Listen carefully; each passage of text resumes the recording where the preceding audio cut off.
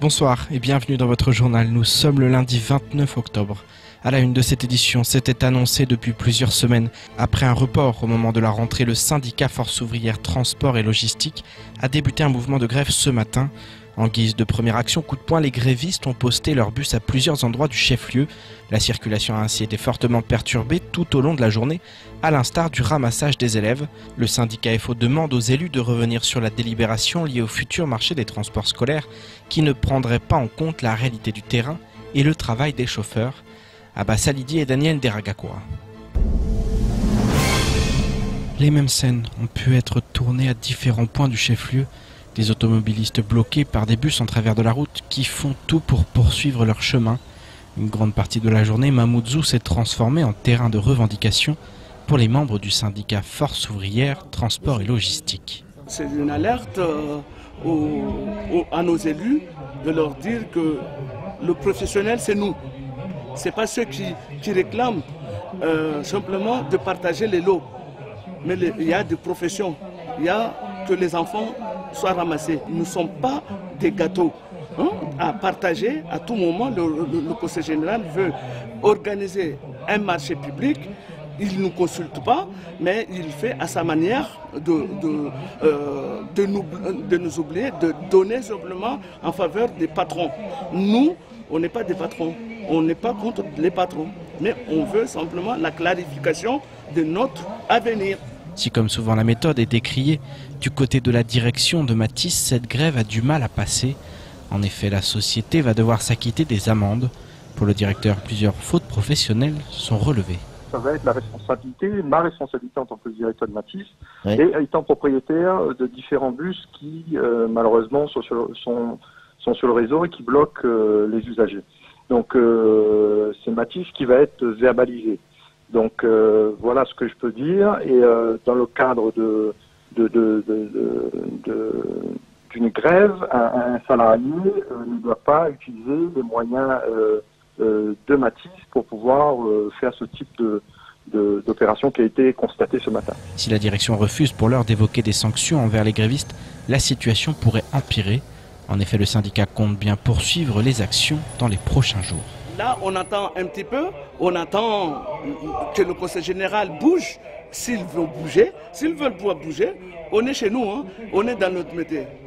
Je vous rappelle que notre métier, c'est sur le terrain.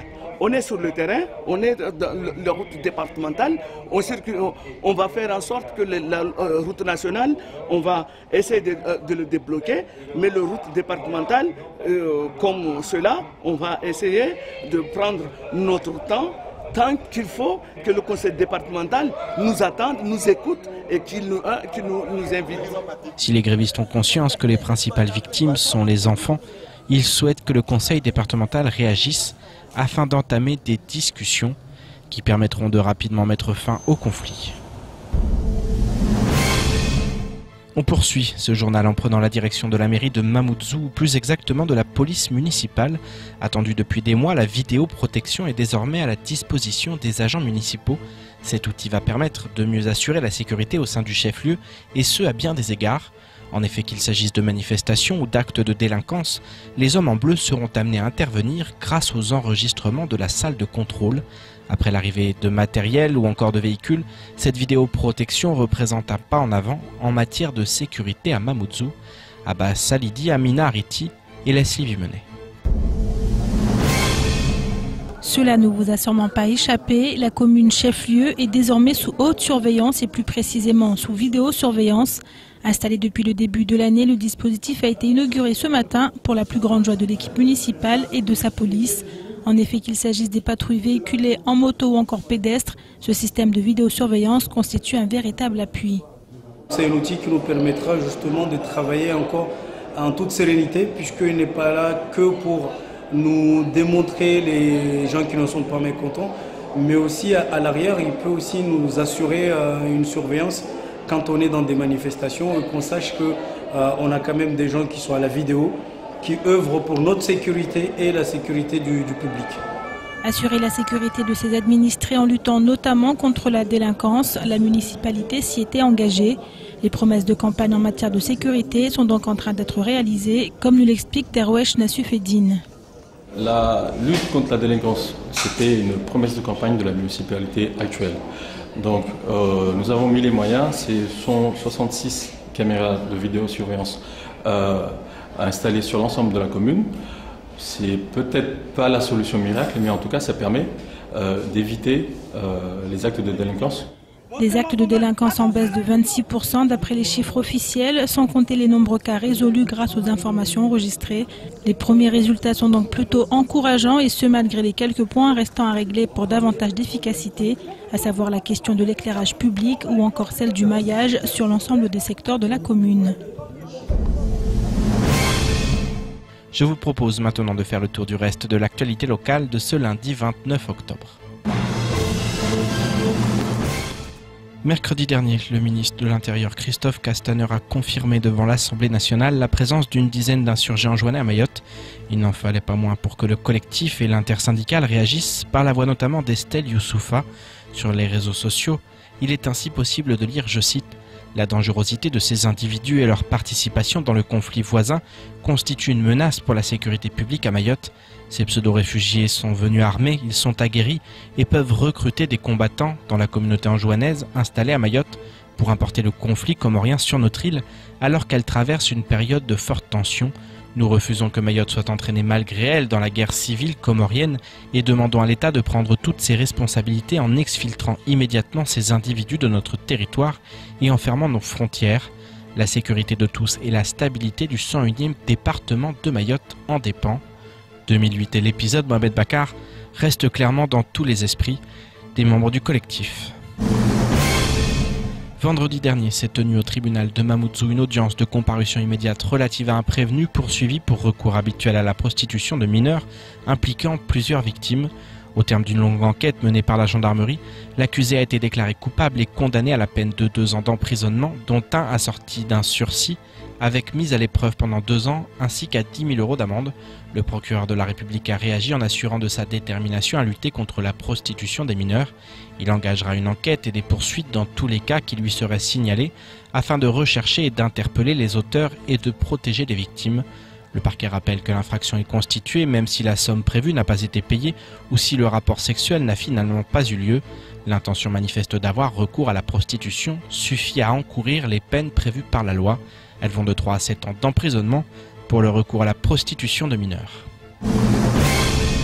La FSU Mayotte appelle à la grève le lundi 12 novembre en écho à l'appel national. Le syndicat proteste contre les suppressions massives de postes envisagées par le ministre de l'Éducation nationale. La FSU se dit en effet opposée à la poursuite de la politique de recrutement massif de contractuels dont les effets sont déstabilisateurs sur l'ensemble du système. Elle ajoute que l'accès aux services publics, comme dans tout département français, passe nécessairement par l'arrivée de professionnels en nombre. En ce qui concerne les revendications, la FSU Mayotte réclame une augmentation du taux d'indexation, une mise en place des avantages spécifiques d'ancienneté, un plan de titularisation de tous les précaires, un plan pluriannuel de construction et de rénovation ou encore une programmation de construction de piscines et de cantines. Par ailleurs, le syndicat exige le maintien des indemnités dégressives et le maintien du plafond actuel de l'abattement fiscal. Comme évoqué dans l'actualité en bref, le collectif de Mayotte reste mobilisé face à l'immigration. Mais sur un territoire où 95% de la population est musulmane, que dit la religion face à l'arrivée de migrants sur un territoire? Pour en parler ce matin, nous recevions l'ancien porte-parole du Grand Cadi. El Mamouni a expliqué que le devoir de fraternité dans la nation des droits de l'homme devait primer, même si l'islam rejette une partie des individus qui arrivent sur un territoire en vue de commettre des méfaits. Écoutons son propos lors de la matinale de Coésie. La fraternité est un pilier fondamental dans l'islam. Et il est une phrase, un verset très connu, « Innamal mu'minina ikhwa ». Mais ce n'est pas arrêté là. Ça veut dire quoi? Ça veut dire qu'en fait, que tous les croyants, ceux qui croient en Dieu, sont des frères. Et dans le prolongement donc de ce verset-là, Dieu incite les religieux, les mu'mines, c'est-à-dire les frères, à s'unir, à être ensemble, à s'entraider. Mais ça ne veut pas dire qu'il faut protéger ceux qui commettent le mal. Donc dans ce mouvement finalement d'immigration vers Mayotte, des gens qui viennent donc du Côte d'Afrique, qui viennent de Madagascar, qui viennent Est-ce que de ça, la c'est Syrie, le mal? de ceux qui viennent des Comores.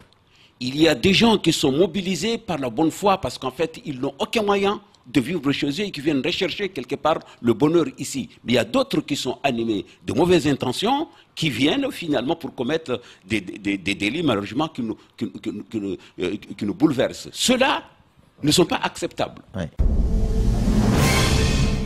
On termine cette édition avec un fléau qui frappe la jeunesse du département depuis plusieurs années, la chimique. Cette drogue de synthèse rend très rapidement addict et a des conséquences dévastatrices sur ceux qui la consomment. Aujourd'hui, autorités publiques, associations et citoyens lambda se mobilisent pour mener des actions efficaces de communication sur les conséquences graves provoquées par sa consommation. Samedi avait lieu une conférence débat au conseil départemental sur le sujet, organisée par l'association Uwamoja Wamomojou. Le but de cette rencontre était de permettre d'impulser une prise de conscience sur la dangerosité extrême de ce produit, déjà responsable de plusieurs décès sur le territoire. Marion Tellier. Aucune partie du territoire n'échappe à ce produit. La chimique, une drogue de synthèse fabriquée en Chine et en Inde, se répand sur l'île depuis les années 2010. Elle transite via l'Europe, notamment le Royaume-Uni, pour enfin être envoyée par colis postal ici à Mayotte. Une fois entre les mains de dealers locaux, la drogue est mélangée avec toutes sortes de substances, plus surprenantes les unes que les autres. Il y a des neuroleptiques, des médicaments, des neuroleptiques, des antidépresseurs. Je viens d'apprendre même qu'il y a même de la bouse de vache qui compose ce produit. La plupart, c'est des jeunes qui sortent d'une hospitalisation, à qui on confie, qui ont leurs médicaments avec eux, qui sont détournés vers leurs dealers pour la préparation du produit. Un véritable cocktail Molotov, ensuite vaporisé d'alcool ou encore d'insecticides. De quoi en décourager plus d'un, et pourtant, les addicts sont de plus en plus nombreux sur l'île. Mais ces jeunes sont-ils en pleine connaissance de la composition du produit qu'ils achètent? Comment sombrent-ils dans la drogue? C'est surtout par naïveté. Déjà, premièrement, ils ne savent pas ce qu'ils prennent, ce qu'ils fument, ce qui est à l'intérieur de ce qu'ils fument.